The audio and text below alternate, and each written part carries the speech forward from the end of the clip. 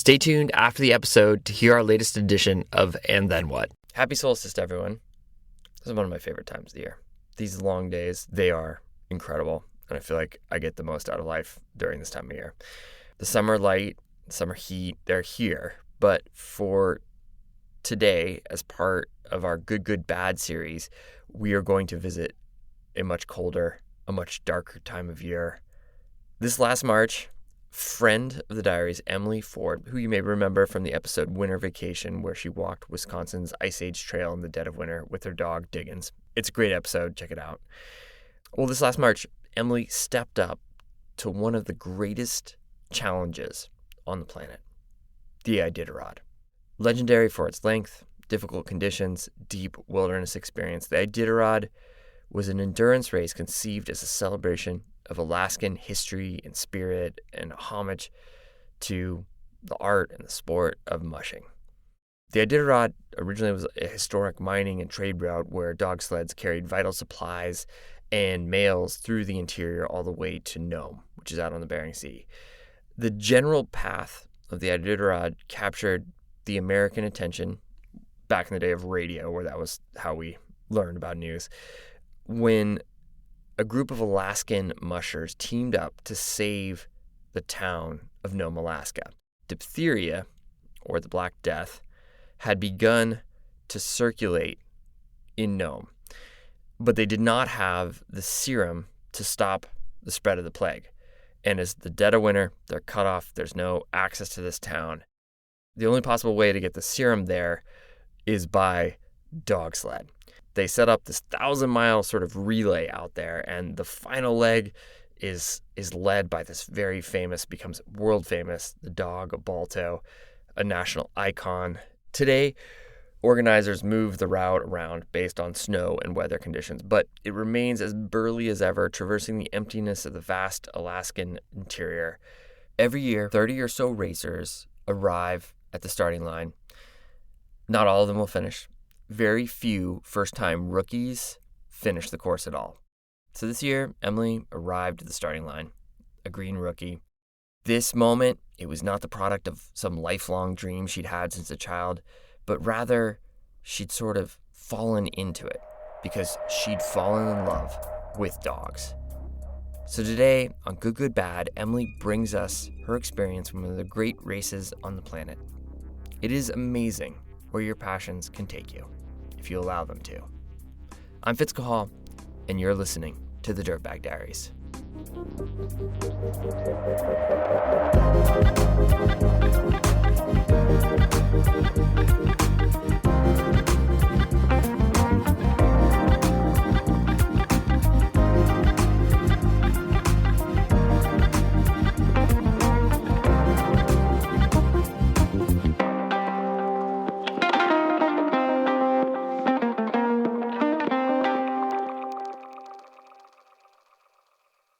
I think so many people have heard of the Iditarod.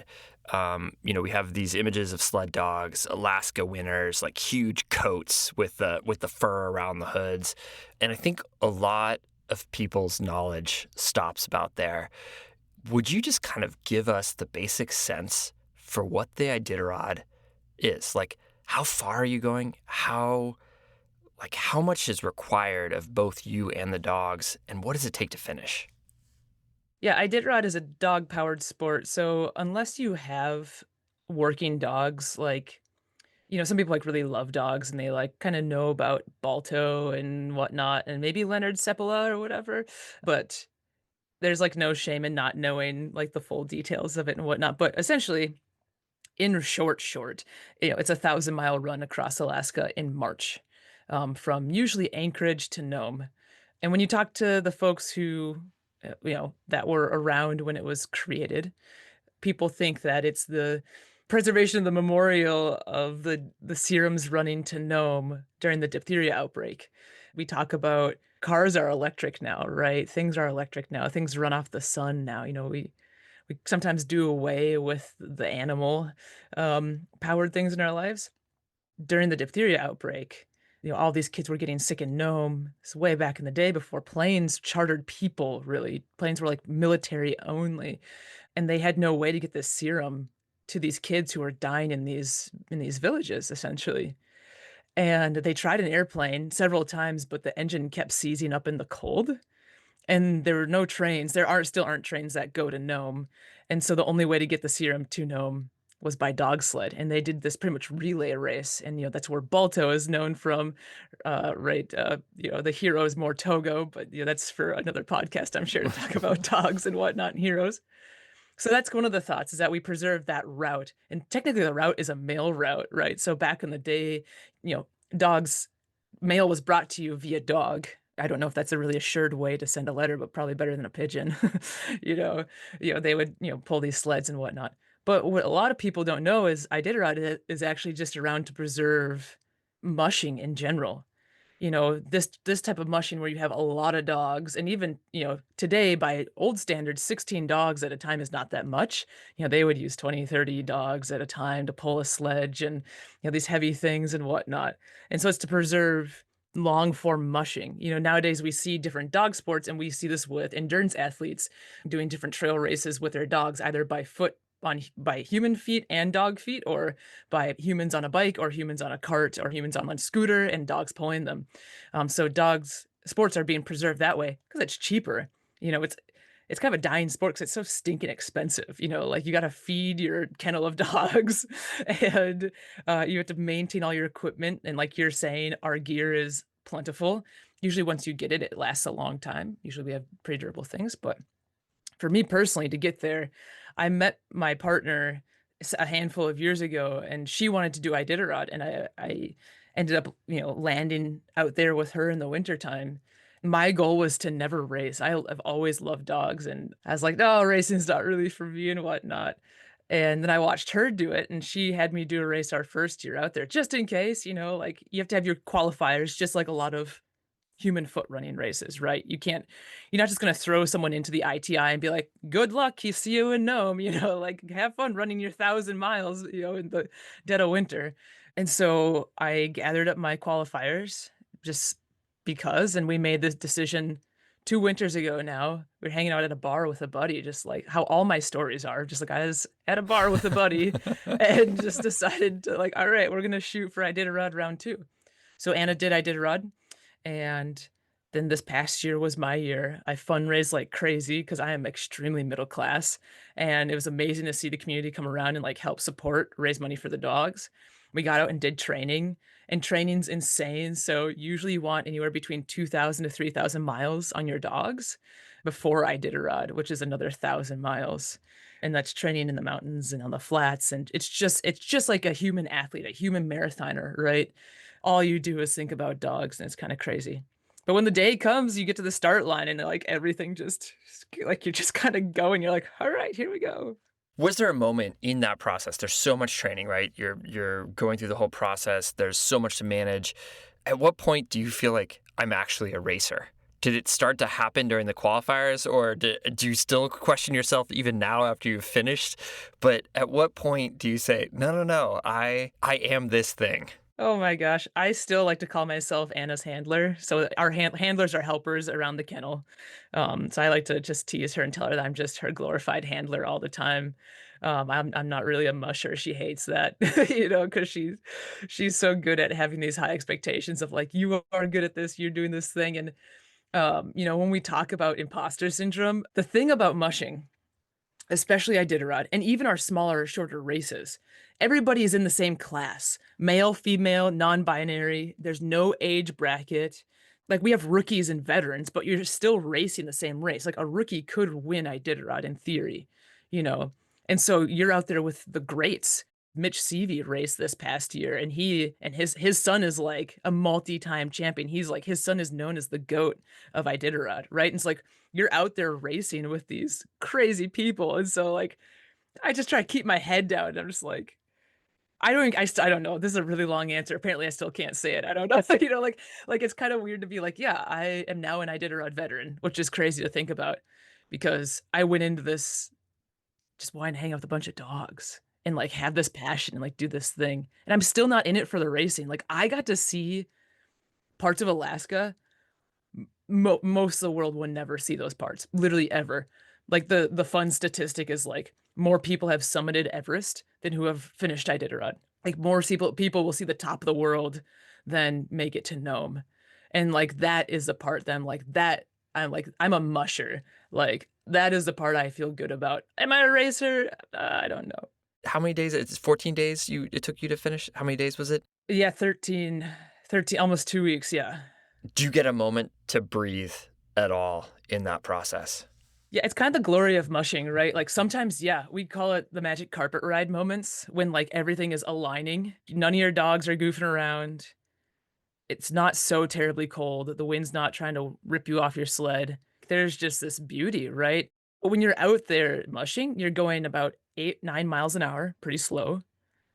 And the world is just kind of slowly moving by you like a movie. If you don't have headphones in, the only thing you can hear is just the jingling of the dog's collars. And in those moments, it's like, especially in these parts of Alaska, you're like, holy shit.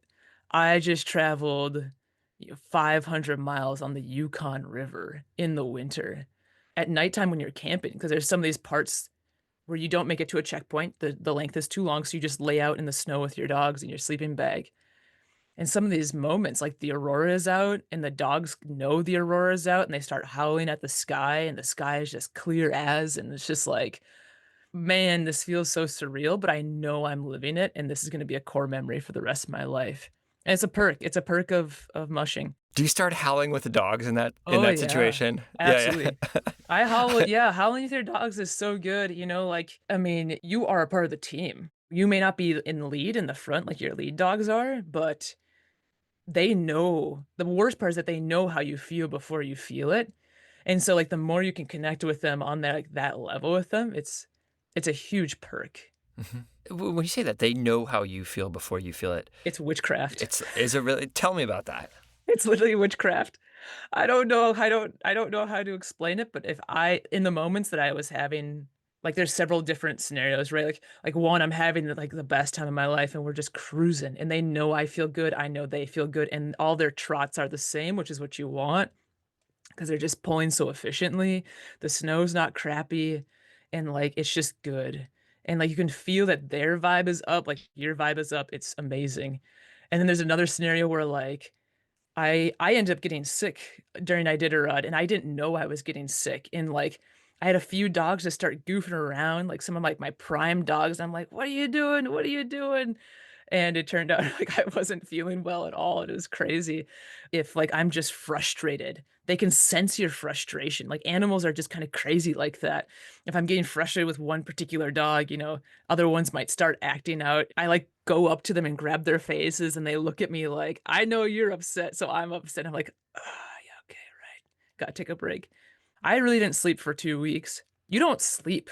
You go to these checkpoints and you get maybe an hour nap. You do that for 14 days and it's just like it brutal. And Mhm. so I would fall asleep on my sled, just sitting there. We had these seats on our sleds called trail draggers, and I'd tie my arm around like with my rope to my handlebar, and I'd call up to Portia, one of my lead dogs, and I'd be like, Porsche, Metallica, like, I gotta close my eyes, you gotta take the trail. And I would literally close my eyes for like long minutes at a time, and they would just find trail, and they just knew they were supposed to go forward. That feeling of falling asleep is like one of the most vulnerable feelings we have as humans, probably as animals. Like, did that just come naturally that you could trust Metallica? And what was the other lead dog's name? Metallica and Porsche. Portia. Yeah. Yeah, so I used to drive this sled that didn't have a seat on it. I did all my qualifiers on this wooden toboggan. I got so many people made fun of me when I would race like that. I just liked it, it was, like, cool doing an old school thing. So I would actually kneel on my runners and fall asleep that way, and I've tipped my sled over doing that, and that was just, during a long race called the Kobuk 440, that's up in the Arctic Circle. And, that was just out of necessity. That is one of the most tiring races in the world. I feel well, I don't know in the world, but it felt like it to me. And I was in the middle of nowhere, and it wasn't time for us to stop, and I just kneeled down, and I was like, "Alright, Portia, I need you to take the wheel here, like, will you do that for me?" And she just did. So I really used that a lot in Iditarod. In the race, you start with 16 dogs, and slowly some of the dogs have to drop out. Presumably, this happens at checkpoints. And how does that work? Like, as you're sort of going through that process of attrition, of kind of like losing some of the team, I imagine that must be pretty emotional. It must be frustrating. It also must be pretty obvious too. Walk me through that. It is a learning curve to know when to drop a dog, right? They have ailments just like we do. They get sore wrists. They get just like it's like having a sore ankle for us, or like they have a little cut on their paw. Sometimes you can work that through at a checkpoint. I'm massaging their wrists. I am like putting on wrist wraps for them. I am doing everything. Like my massage game is world renowned at this point because you're just making sure all these dogs are doing well. Sometimes you just can't. Your goal is to end with healthy dogs. And so you drop them a lot of times sore wrist, sore shoulder. Sometimes they're just tired. I brought a couple young dogs on Iditarod. I had a 2-year-old and a 3-year-old who had never done a long race before. It's like having kids. Like I think you have kiddos, right? Yeah, too. I know where you're going with this. I feel like. You take them on a hike and they're like, "Dad, I'm so tired. I can't." And you're like, "Oh, the summit's just, about 20 feet up there." And they're like, "I can't possibly do it." Dogs are oddly the same way with these 2-year-olds. They're like, "I couldn't possibly take another step. I'm so tired." You send them home and they're like a ball of energy. Like they weren't tired at all. It was Yeah. all in their heads. Um, and sometimes this year, one thing that happened for me is I had a girl in heat and I had to take her. I didn't have many dog options, and she's phenomenal. She's so strong. But my boys were so distracted. I started out with 11 boys and 5 girls. So all of my boys were really interested in her. And so I dropped her because she just had too much influence over the rest of the team. Mhm. There's a whole bunch of different reasons. But as soon as you get into a checkpoint, it's amazing. Iditarod's really, really good about this. The vets ask you, there's vets at every checkpoint, lots of them. And they ask you, do you need anything? Are there any dogs that need attention right away? And they assess anything wrong with their heart, their lungs. We are always checking for rhabdomyolysis, like what color is their urine. We are checking for all the same things that we check on humans. Do they have a murmur that is different than a normal murmur? How are their eyes? How are their teeth? How are their gums? Are they dehydrated? So the vets can also recommend that you drop a dog. Mhm. You don't have to listen. I would recommend that you do, but you don't have to listen. Mhm. They take them away from you. You say goodbye. The first time you say goodbye to a dog is like so hard. Mhm. I cried the first time I said goodbye to a dog, and you get to see them in like a couple days. It's not that big of a deal, you know. And they put them in a little gunny sack and throw them onto like a 2-passenger airplane and bring them back home, and it's really neat. And then they get to go sleep for days and days, and it's awesome. The Diaries is supported by Oboes. At Oboes, it's all about hiking and the passion for moving your body in nature. Their name Oboes is actually a fun little contraction of outside Bozeman, which is where the team works and creates. They use the mountains as a natural laboratory. While big shoot companies chase volume and trends and gimmicks, Oboes has stayed on trail and on point, refining and building the perfect tools for bipedal travel right in their backyard. If you've got a big summer ahead, check out the Bridger Ridge, their updated take on a classic leather hiker. I've been rocking the Catabatic LT out in the woods. It's a rugged sneaker style built for moving quickly, even when I'm not. Oboes footwear. Love hiking. All right, I have been waiting for a really long time for the sun to come out here in the Pacific Northwest. We got like a little blip a few weeks ago and then went away, but it's coming. I know it. And I know when it shows up, I'll put on sunscreen and then I'll immediately sweat it off and then I'll get sunburned because like I haven't seen the sun in like 9 months or something. And when my skin gets redder or burned or windburned, that's when I use Mayday After Sun Cream from Terns. Mayday is designed for when you've been overexposed to the elements, and I'm sure a lot of you out there can relate. It has 3 times Terns' special marine-derived complex that speeds up skin regeneration and healing. It helps minimize peeling and replenishes moisture, and that makes my skin look better, feel better, quicker. When there's so many things to think about, having a go-to product that's good for my skin is awesome. I put it on at night, go to bed, don't think about it, super easy. After Sun shouldn't be an afterthought. Use the code DIRTBAG to get 25% off your first order at Terns.com. We'll put a link in the show notes and you can try Terns for yourself. Check it out. From weekend family rides to quick after-work hits with friends, this is the time of year when our bike rack is constantly in motion and on the truck doing the hard work. Kuat's Piston Pro X has some rad features that make it a really unique hitch rack. Integrated LED taillights. That's sweet. The pneumatic tire arms that hug your tires and not the bike frame. That's really good for your bike. And Kashima coated struts add durability and a little extra pizzazz. And you won't need any adapters or tools to fit it for small or beefy tires, right? Just squeeze and slide the adjustable wheel chocks to hold 18 to 29-inch tires. Don't have a hitch? The Piston SR has similar features, but easily mounts on most roof crossbars. Find more details on their website, kuat.com. Kuat, because you will absolutely love this rack. Thanks for supporting the show.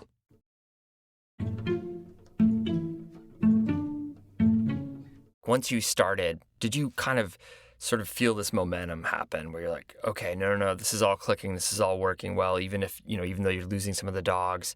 Or does it feel like in doubt till the very end? No, I don't think, yeah, you can't doubt. Your dogs will know that you're doubting is the problem, you know?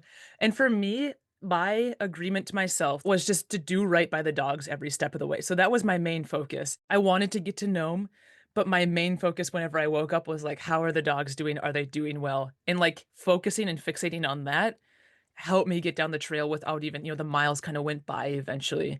I am not saying the doubt didn't come in. I ended up camping in spots I did not want to camp in. I ended up pausing my team because they wouldn't move forward.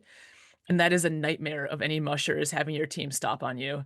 But what can happen is you don't read your team well, and then they get really tired or whatnot. They don't want to pull for you anymore, and they literally all just lay down, like the physical laying down, and there's no getting them to move. And I found myself in a snowstorm, and it was windy, and we had lost the trail a bunch of times, and I should have switched out my leaders like 10 miles back, and I didn't because I was getting my ego was getting too big, and nobody wanted to pull. They didn't lay down, but they wouldn't stay on the trail and they wouldn't go forward. They just stood there and stared at me, and the wind is howling. Oh, I was also 3 miles from a checkpoint. I'd like to have you know. It was like an 80-mile run. I was 3 miles from a checkpoint. I was like, "We're almost there." So I got out their little blankets, and I bedded them down. I was like, "Fine, we're gonna stay here until someone comes by us and passes." I was messaging my partner, Anna, through our inReach, and she's like, "Loro is just, 30 miles or 20 miles behind you," or whatever, like, "He's gonna be there soon." I got in my sleeping bag, and I wanted the world just to go away. I was so mad at my dogs. I was mad at myself. I was just mad. I zipped myself up in my sleeping bag in the stupid freaking blizzard, and I shut my eyes, and I could set my alarm clock for, like, I don't know, 20 minutes. And I could see his light coming when I woke up, and I just laid there and I was like, I don't want to do this. I don't need to do this. This is so stupid. And then, like, I just remembered why I was there, and it wasn't for me at all. It was for my dogs. And it was that moment of like, get yourself up, get yourself out of your sleeping bag, stop feeling sorry for yourself, get your dogs ready. Loro's coming. He's a nice guy. He knows you, and get the freak out of there and move on to the next thing. Do not wallow. What are you going to do? Die out here in the snow? That's embarrassing. Like, you're doing fine. Get on and keep going. Before I ran Iditarod, so many veteran mushers told me, they're like, don't feel sorry for yourself. It's hard for everybody. You're not special. And I was like, in my sleep, I'm like, you're not special. It's hard for everybody. Get up and get going. Where's that voice coming from? Because like I know that feeling. I think a lot of people recognize that, where sometimes they're in that mode. They're feeling sorry for themselves. They're despondent. They're sort of questioning what the hell they're doing out there. And there is often this voice that appears that is very clear. And I'm curious what you think that is. I think it has to come from something outside of ourselves. There's no way. Some people have pretty big egos, and that can get them up and going again, which I think can be a burden in some worlds. But like, I think it's how some champions become champions, right? Is because like their ego gets them up and moving. They just like, hate losing, or yes, yeah. absolutely. And I think like those are amazing athletes. But for me, it has to come outside myself. Like I need to exist for something else. Like me existing for myself does nothing for me, but me existing for these dogs, and like that thought of like, I can get you to the next part. I know we can get to the next part. And you're gonna feel so good at the end of it when you have a huge freaking meal in front of you and a huge pile of straw, you know. It's just not all about me, you know?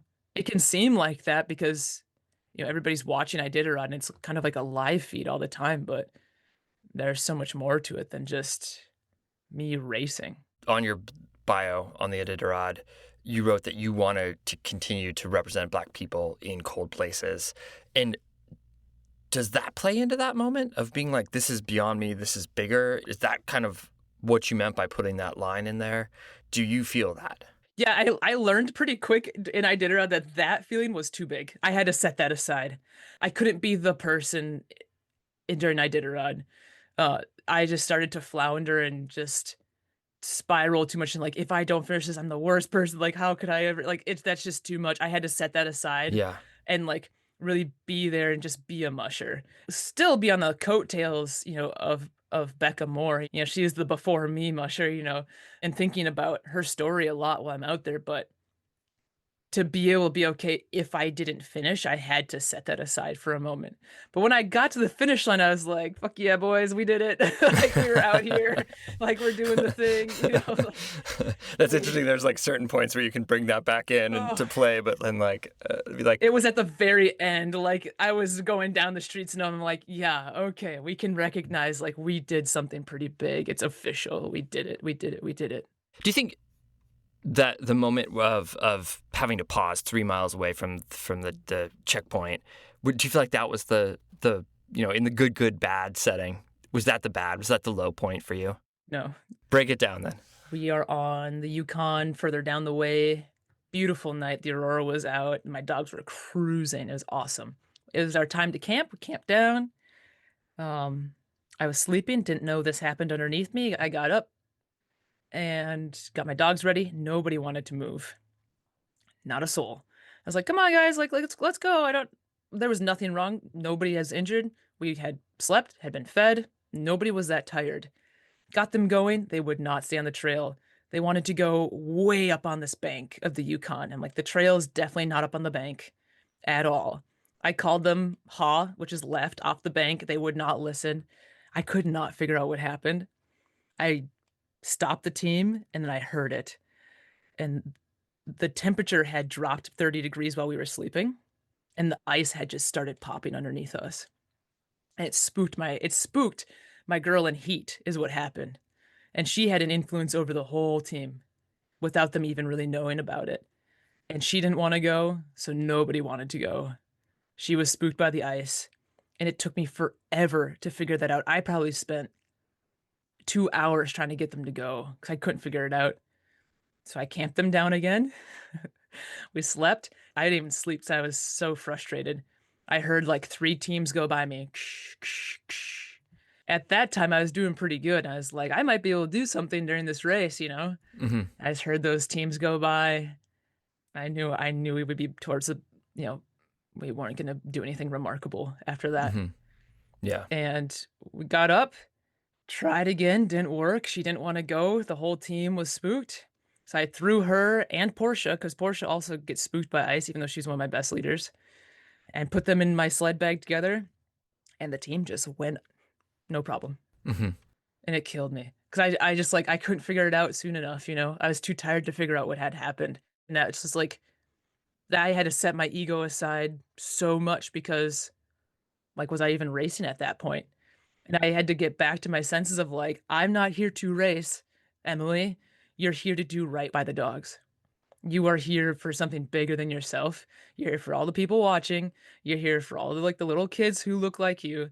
Get out of your skin. Who cares if you're in 18th versus 17th place? You're a freaking rookie. It's okay. I already lost my spot as rookie of the year. And I just had to, again, like, don't feel sorry for yourself. You know what you're doing. In those moments, that's just me being a green musher. Like, I've only been running dogs for 3 years. That is not long. Some of these people I was competing against, even these rookies, were born into mushing families. They were on a dog sled in their parents' womb. And so just like giving myself the grace of like way after the fact, because I was kicking myself for a while, to be like, that was low. Yeah. That was low, but you made the right choice right by your dogs, which was the whole point of doing this race. I have a sort of funny question, but I was thinking about it. I was like, do you ever have dreams where you can speak to your dogs? Because I would imagine that in that process, while you must have a deep level of communication with them, you're like, damn, it would be nice to speak the same Oh language my gosh. right now. That would be amazing. I've never no, like a sleeping dream you're asking? Or Yeah, just like sleeping dream. Yeah. no, I wish though, because I would love to talk with some of them. No, I don't think so, but you're around dogs enough, you, like, learn their personality. You, like, learn dog language enough, but no, I that would be an amazing dream. Yeah. When you look back and you look at the Ice Age Trail, that obviously was like a pretty big leap in terms of undertaking bold things.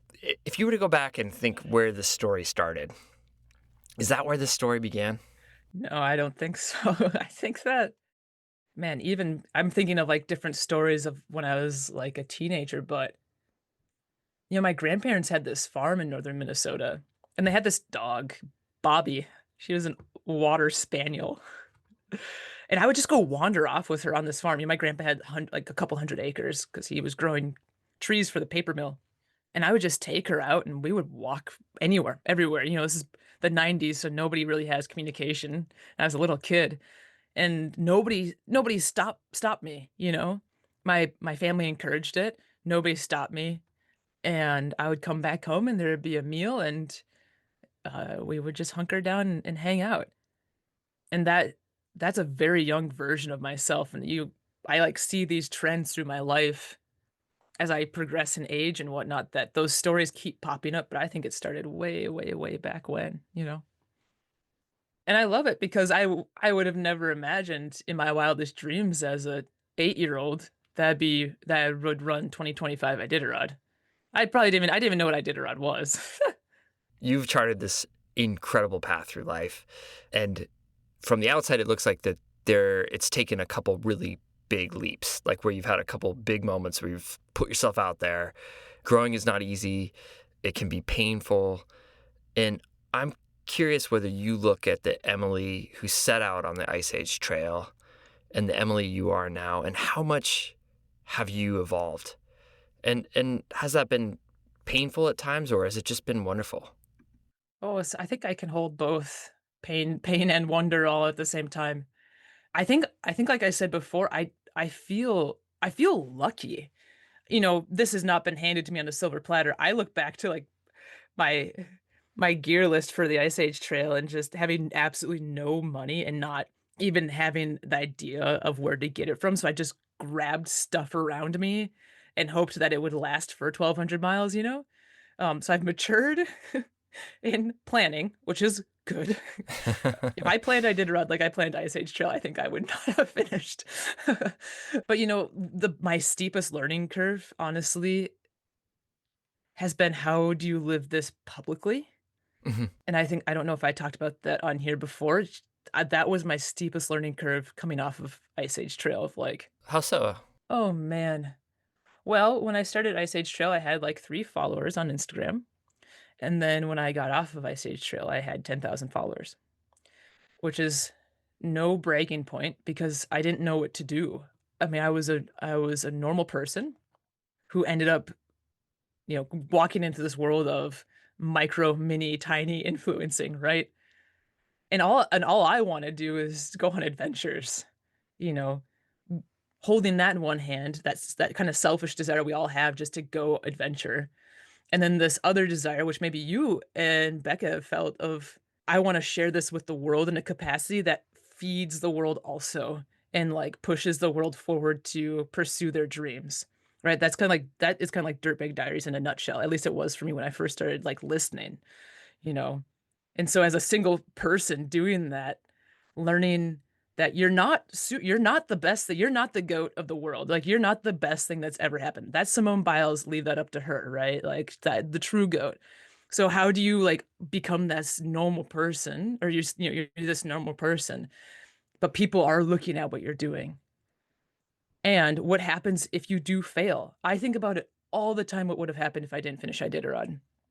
I didn't technically finish my ski across the Boundary Waters, and it was fine, but there was a lot I had to work through after that? Yeah. I mean, I'll share this is that I think, and it's gotten easier, but I didn't realize that there'd be a responsibility, I think, maybe when I started with that, is that it came from a place of very similar, I think, to yours, where you're like, I want to do these things, and I think these things that that are around me are doing are cool, and they're very different from how adventure is covered at that stage. And I'm interested in that on a personal level, and I'm also interested in like knowing that inspiration kind of begets more inspiration, Absolutely. and that we like move this through, right? And I guess maybe I would relate to that. Like at some point I understood that it was also sort of something deeper and that there was a responsibility to it. And I think we like feel that every day now and in a wonderful way. And it's not hard to carry anymore. But I think there was some point where you're like, what are we doing here? What do we stand for? When are we speaking up? When are we doing the things that no one will ever recognize us for? That no one will never know that we did. When are we doing them? And it's become wonderful. But I relate to that as like it's not an easy thing to always have to do in the public eye, I think like a question that it seems pretty harmless, but I get often and slowly kind of, I don't know, can kind of eat away if you don't know what to do with it is people are always asking what's next. Mm. What's next? And I don't know how many people, like average people, get asked what's next unless you're a high schooler graduating and going to college. Which I always feel the worst for, like when you're at a graduation party, you're like, I am not going to be the person that asks this question. What are you going to major in? You're like, they just They're like, graduated. I'm 18. I have Yeah. no idea who I am. Yeah, totally. I've gotten comfortable with saying, and I remember the first time I told a reporter this because their face just like fell. They were not excited about my answer. They're like, what are you going to do next? I'm like, I'm going to go home, eat real food, and sleep. And I'm going to go to my job that makes my money, my 9 to 5, and my insurance, right? Um, and take it easy, Yeah. And I remember saying that to a reporter, and they're like, "Oh," like it wasn't like anything huge or big or flashy. It's like I'm gonna go be a normal human that does small adventures, but I'm not gonna tell you about those because those are for me. That's incredible. You talked about howling with the dogs underneath the Aurora Borealis, and I'm curious if there are other moments where you just had that realization of like, this is what I was put here to do. Like other sort of peak pinnacle life moments on this journey. Oh man, as you know, I love sleeping outside in the winter for some strange reasons. We bring a Z Light with us, like a closed cell foam pad, throw that on the ground, and put our sleeping bag on the ground, and then we just sleep pretty much with our dogs. And every time, no matter how cold it got, would zip up my sleeping bag, little mummy bag, and that feeling of like, I'm so tired and this feels so good would just wash over me of like, we are doing this thing. Like the amount of mountains I ran up during that, and I did the flat version of Iditarod. The route changed, but by the time we got to the hills, I had to run with my dogs up the hills Mm-hmm. because we were just so tired. And I am not really a runner. I never consider myself like cardiovascularly fit or pulmonarily fit, but like we were doing it together.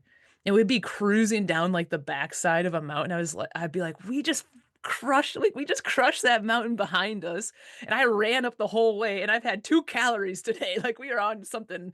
This is crazy. Like oh, those moments are nuts. We also had a lunar eclipse Mm-hmm. while the aurora was out. I like lost my mind. I was in the Blueberry Hills and I was like, how lucky am I to be out here with my best friends that we've been training together all season with this celestial event happening, right next to me. And we all get to experience it together. There's like that core part of me that knows that, man, this is where I'm supposed to be. And I don't know if I can explain why. I just know that I am.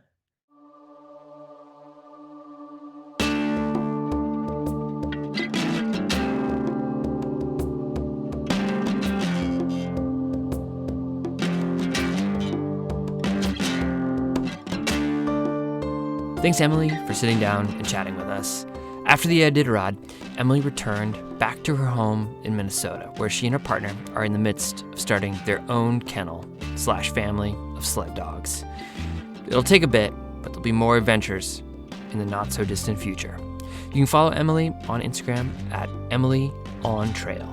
Today's episode was produced and edited by Skylar Perwins and me. Becca Cahal is our executive producer.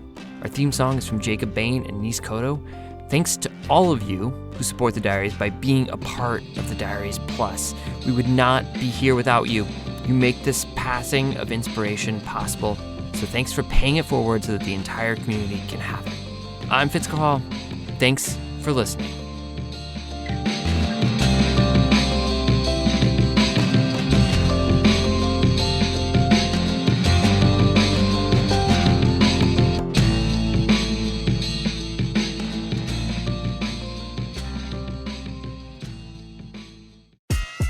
Welcome to And Then What, the segment where we break down the headlines, figure out what the hell's happened since then. Hey everyone, thanks for sticking around. Last time we talked about how House Republicans had attempted to put a public land sell-off of 500,000 acres into the big, beautiful budget bill, as it's called. Fortunately, hundreds of thousands of people came forward and we were able to pull that out of the original House bill. That bill then went to the Senate, and guess what? Public land sell-offs are back. Unfortunately, this time around, Senator Mike Lee has proposed that the federal government sell off 3 million acres of public lands. This was not good news. We figured we'd fill you in so you can participate and make a difference. We're joined by Paul Hendricks, Executive Director of the Conservation Alliance.